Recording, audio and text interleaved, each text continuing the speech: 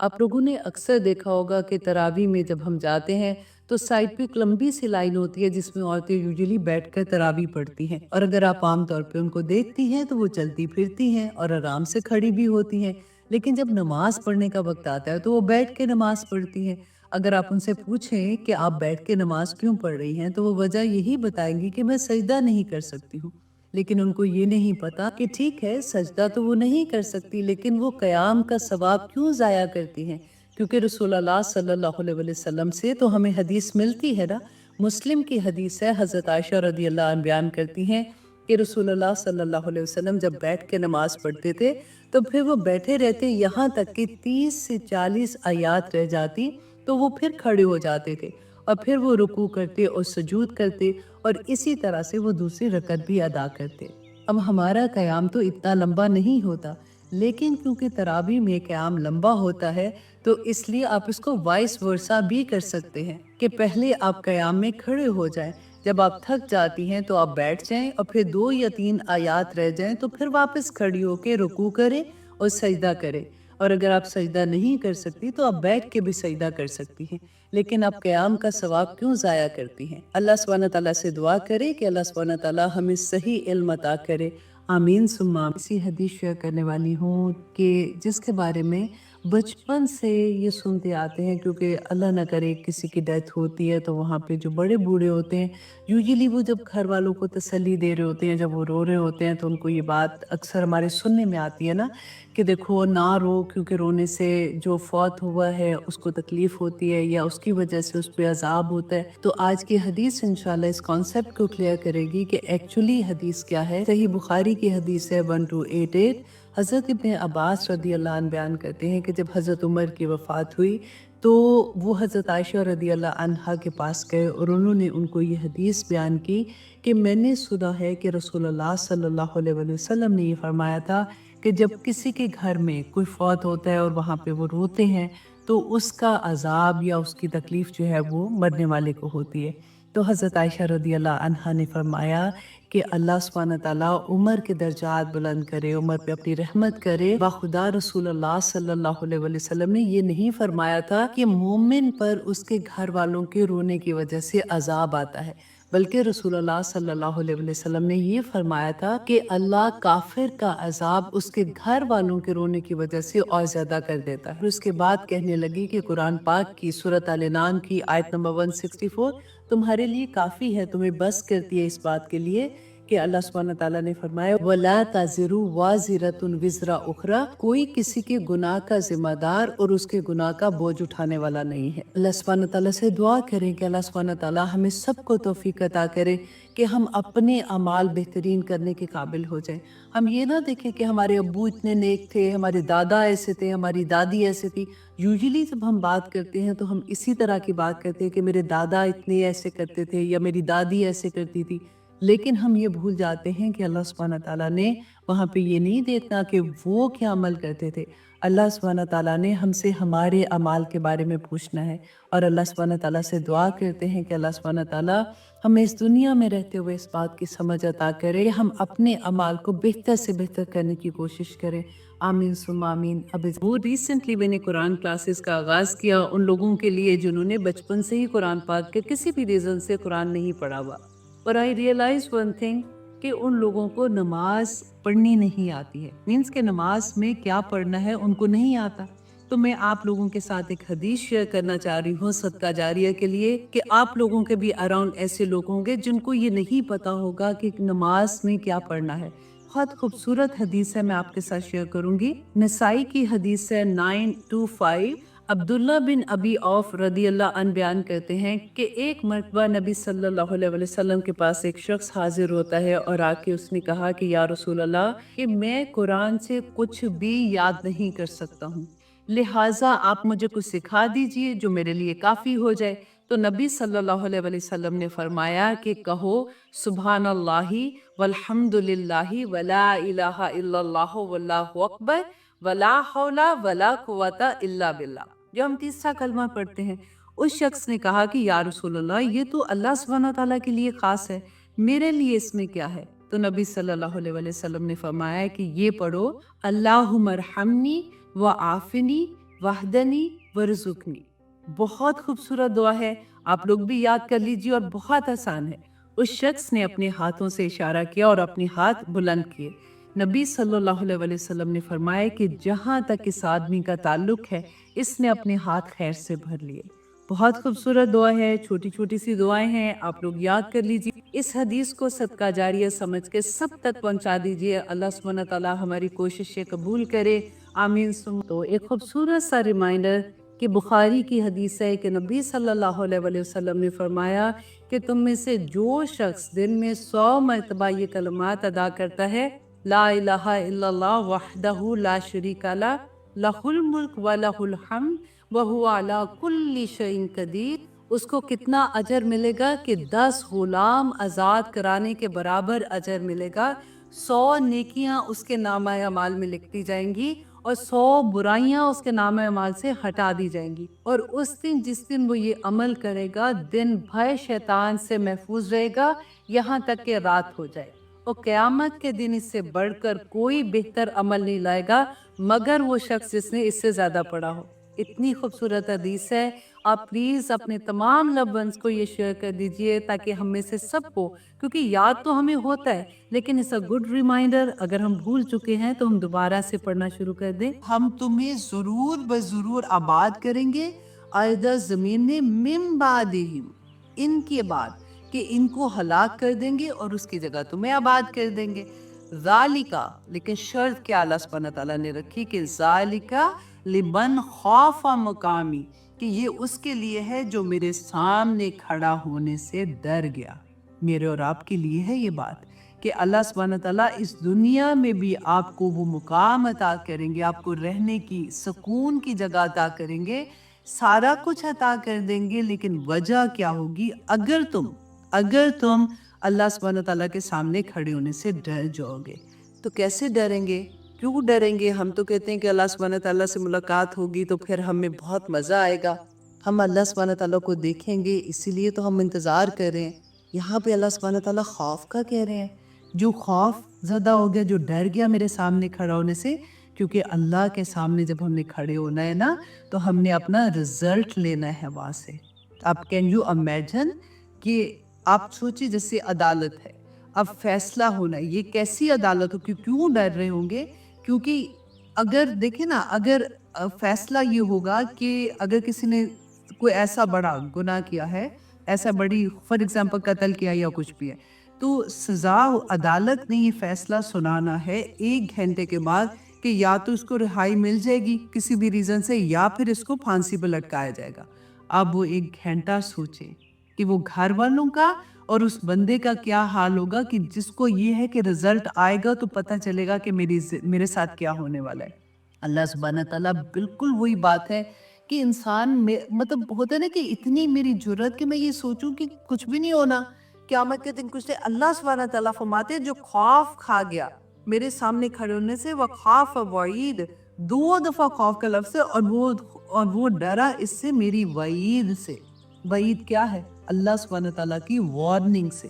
वो ये डर गया कि अल्लाह सुब्हानहू व तआला ने जो अहकामात दिए हैं और जो ये बताया है कि जो अल्लाह के वादे, जो अल्लाह सुब्हानहू व तआला के अहकामात नहीं मानते, उनके साथ अल्लाह सुब्हानहू व तआला ने क्या इस दुनिया में किया है।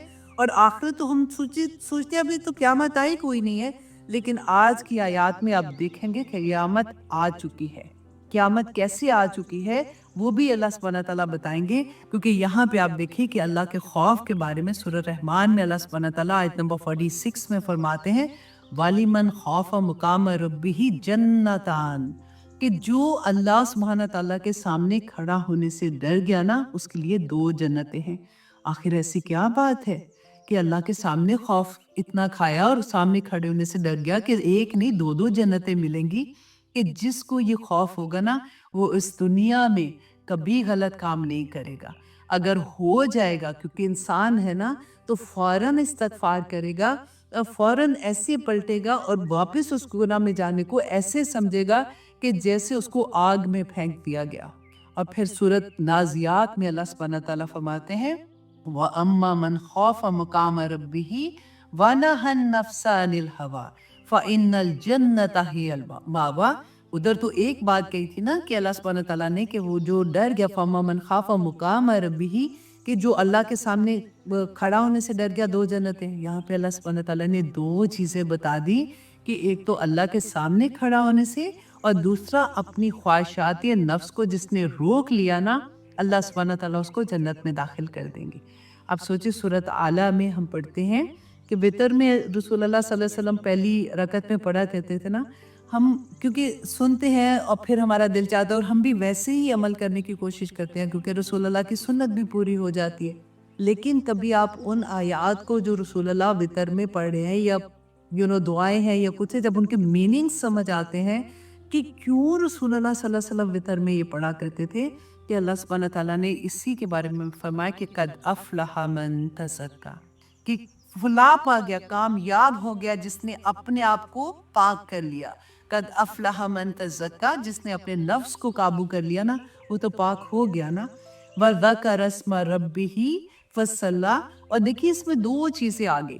ایک ہم کہتے ہیں نا کہ اللہ کا ذکر، اللہ کی یاد، سارا وقت اللہ کی یاد میں. بعض لوگ کہتے ہیں کہ نماز بھی تو اللہ کا ذکر، آف کورس نماز بھی اللہ کا ذکر ہے، لیکن اس میں اللہ سبحانہ تعالیٰ نے فرمایا کہ فذکر اسم ربہ فصلی، اور وہ انسان فلاح پا گیا، کامیاب ہو گیا جو اللہ کا ذکر بیان کرتا رہتا ہے، فصلی، اور پھر وہ نماز بھی ادا کرتا ہے. پھر اللہ سبحانہ تعالیٰ ایک گلہ ہوتا ہے نا، جیسے بل تؤثرون الحیات الدنیا، کہ تم تو دنیا کی زندگی کو ترجیح دیتے ہو لوگوں، والآخرۃ خیر وابقا، کہ آخرت جو ہے نا وہ بہت بہتر ہے، خیر ہے، بہت بہتر ہے، وابقا، اور ہمیشہ رہنے والی ہے. ان ھذا لفی الصحف الاولی صحف ابراہیم و موسیٰ، کہ میں صرف تمہیں ہی نہیں بتا رہا ہوں، صرف قرآن پاک میں اس کا ذکر نہیں ہے کہ تم سوچو کہ شاید ہمیں ہی بتایا جا رہا ہے. جب سے یہ دنیا بنی ہے، جب سے اللہ سبحانہ تعالیٰ کی طرف سے پیغامات آ رہے ہیں، صحف ابراہیم و موسیٰ، کہ موسیٰ کی بھی قوم کو یہی بتایا گیا تھا، ابراہیم علیہ السلام نے بھی یہی پیغام دیا تھا کہ اللہ سبحانہ تعالیٰ کی عبادت کرو اور اللہ سبحانہ تعالیٰ انشاءاللہ تم اس دنیا میں بھی اجر دیں گے اور آخرت میں بھی اجر دیں گے. رسول اللہ صلی اللہ علیہ وسلم نے اسی بات کو اتنی خوبصورت دعا میں بتایا کہ مانگا کرو اللہ سبحانہ تعالیٰ کے سامنے. جس انسان کے اندر خوف پیدا ہو جائے نا اللہ سبحانہ تعالیٰ کے سامنے کھڑے ہونے کا، اس کو بڑی کامیابی مل جاتی ہے.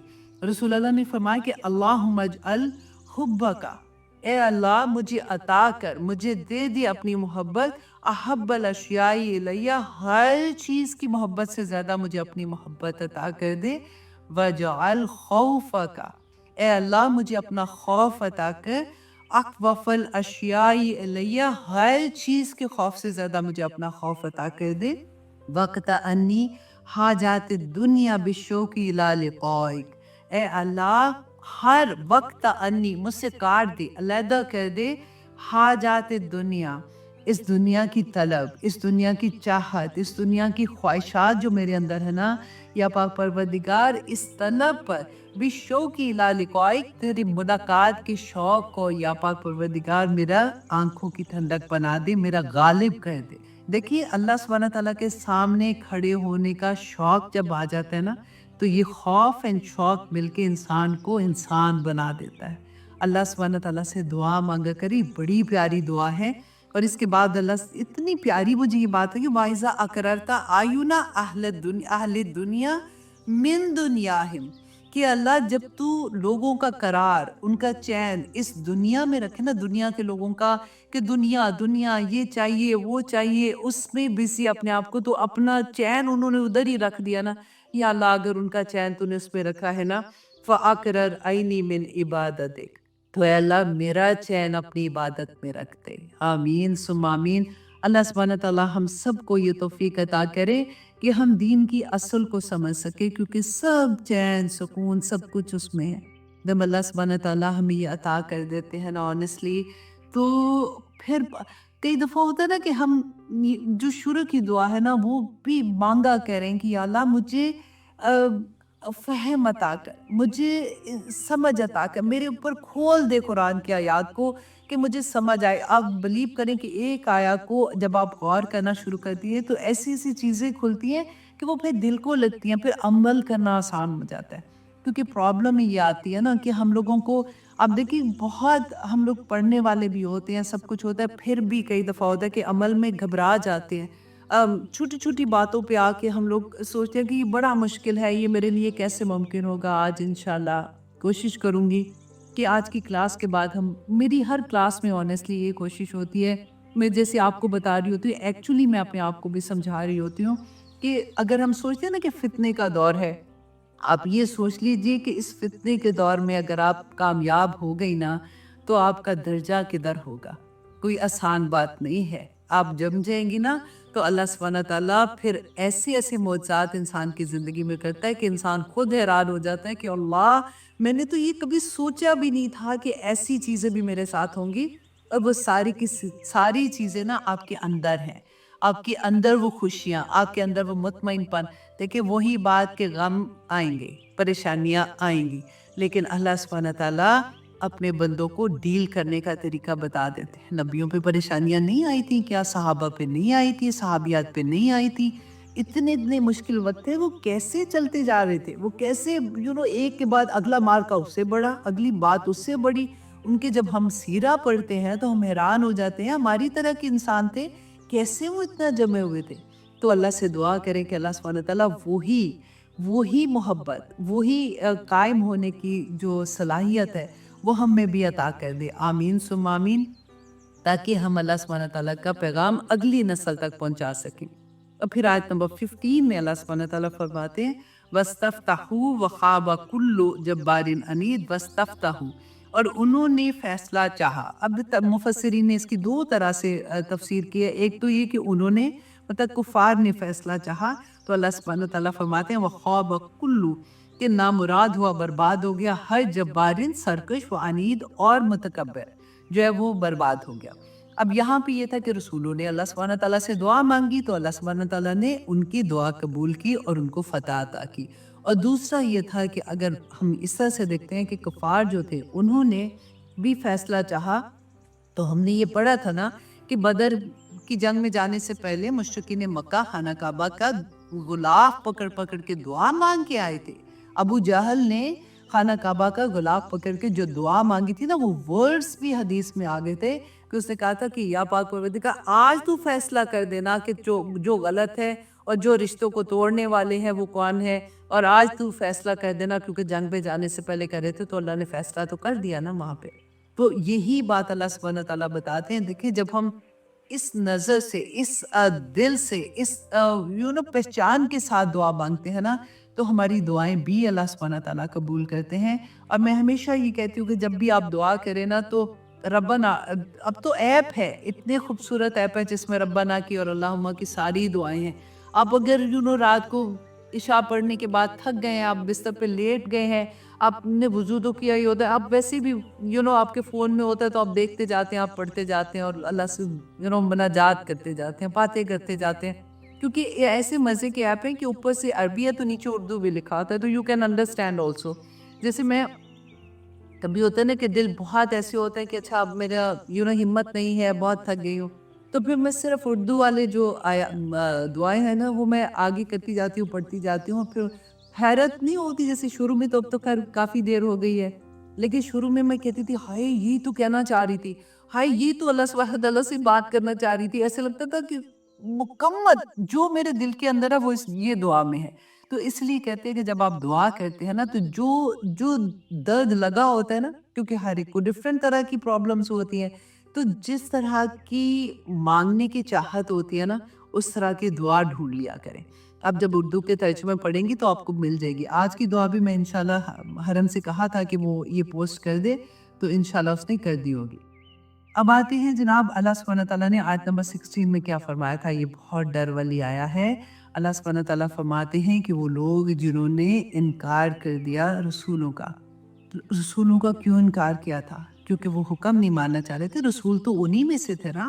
اب دیکھیے جیسے میں نے آپ کو وہ امیجن کریں کہ آپ حویلی میں آپ کی شادی ہو گئی اور وہ پورا خاندان ہے اور آپ کوشش کر رہی ہیں کہ وہاں پہ آپ نے کیسے اللہ کا پیغام دینا ہے، کیسے وہ جو پرابلمز ہو رہی ہیں، لڑائیاں ہو رہی ہیں یا کچھ بھی ان کو ٹھیک کرنا ہے، رائٹ؟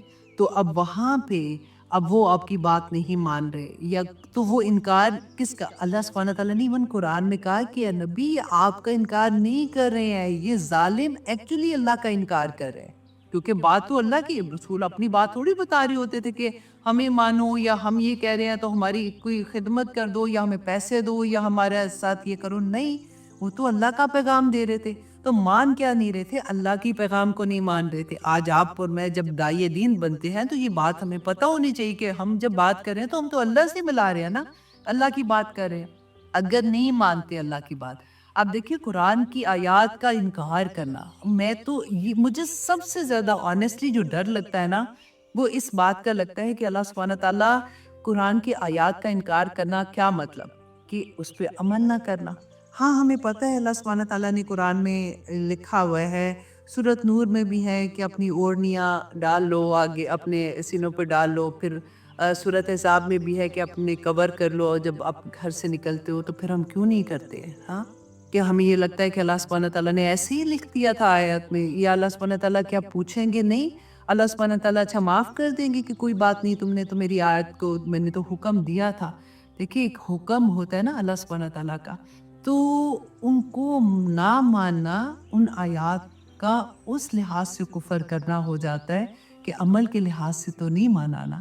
تو نہ صرف یہ ایک آیا، بلکہ آپ دیکھیے قرآن کے کتنے احکامات ہیں ہم بینہ جانتے ہیں. اگر نہ بھی ایون قرآن پڑھو نا، ہم مسلمان ہیں، ہمیں تو پتہ ہی ہوتا ہے، مسلمان گھر میں ہے کہ ہمیں پتہ ہے نماز پڑھنی ہے، 5 وقت کی نماز وقت پہ پڑھنی ہے. نہیں پڑھ رہے ہوتے اگر آپ، چلے ہم لوگ جو قرآن کے ساتھ جڑے ہوئے ہیں ہمیں پھر بھی سمجھ آتی ہے، لیکن آپ اپنے اراؤنڈ دیکھیں، اپنے بچوں سے لے کے اپنے رشتہ داروں میں، کیونکہ وہ بھی تو ہماری بچے ہیں نا سارے کے سارے، اپنے اراؤنڈ دیکھیں.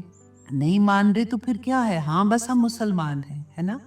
اللہ اکبر. اللہ سبحانہ تعالیٰ فرماتے ہیں جو نہیں مانتے نا، وہ من ورائہ جہنم، ان کے آگے بھی جہنم ہے. دنیا میں عذاب ابھی پڑا نا کہ دنیا میں ان کے لیے کیا ہوگا، کہ ان کو اللہ سبحانہ تعالیٰ نے فرمایا کہ وہ خواب کلو جبار عنید، کہ وہ برباد ہو گیا.